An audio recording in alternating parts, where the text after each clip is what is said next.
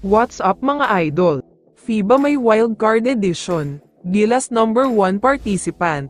Pero bago mo sana ipagpatuloy ang panonood mo, ay huwag mong kalimutan na mag-subscribe bilang suporta sa aking YouTube channel. Maraming salamat idol. Bago ang FIBA at Gilas, hindi pwedeng hindi natin pag-usapan ang controversial, nakakagulat at trending na PBA draft. As expected naman ay sina Justin Baltazar at Cedric Bearfield ang first two pick ng PBA draft. Pero ang third pick ng Hinebra ang sobrang nakakagulat talaga, dahil pinili nila itong maliit na point guard na si RJ Abarrientos. Walang masyadong nag-expect na pipili pala ng isang maliit na player itong si Coach Tim. Ang expected kasi ng lahat ay si Kai Balongay o kaya ay si Kalen Chongson. Dalawang solid na big man talaga ito na kayang-kaya makipagsabayan kay Junmar Fajardo at ibang big man, pero nagsettle nga ang Hinebra sa point guard. Samantala, hindi lang sa PBA ang sobrang exciting ngayon, dahil pati sa FIBA ay papunta na rin tayo sa exciting part, dahil may mga source na nagsasabing kumpirmado na daw ang wildcard edition ng FIBA na gagawin sa Olympics. Ang goal nga daw nito ay mas gawing exciting ang mga bakbakan sa ibang bansa, at para mabigyan ng chance ang mga hindi nagtagumpay sa katatapos lang na FIBA o QT, dahil alam daw ng FIBA na madami pa ang deserving.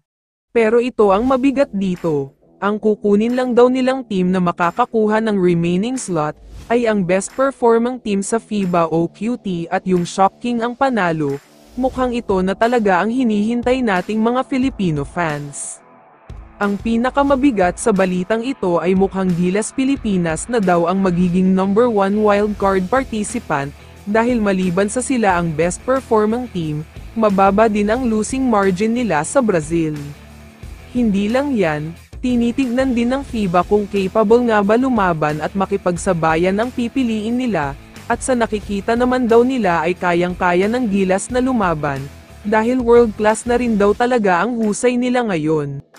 Sana nga lang talaga ay maging official na ito at maging number 1 wildcard participant na talaga ang Gilas, para naman maipakita pa nila kung anong magagawa nila, at para maipamalas sa buong mundo na kayang-kaya na din talaga nila. Kung dati kasi ay minamaliit lang ang Gilas at iniisip ng ibang bansa na matatambakan lang tayo, pero ibang-iba na talaga ngayon dahil kahit ang world's best ay nakakasabay na ang Gilas at tinatalo pa nga nila, kaya siguradong sulit talaga ang pagiging wildcard nila. Kaya naman kung kayo ang tatanungin, ano ang masasabi nyo sa wildcard edition na ito? Pero bago mo sana ipagpatuloy ang panonood mo, ay huwag mong kalimutan na mag-subscribe bilang suporta sa aking YouTube channel. Maraming salamat idol!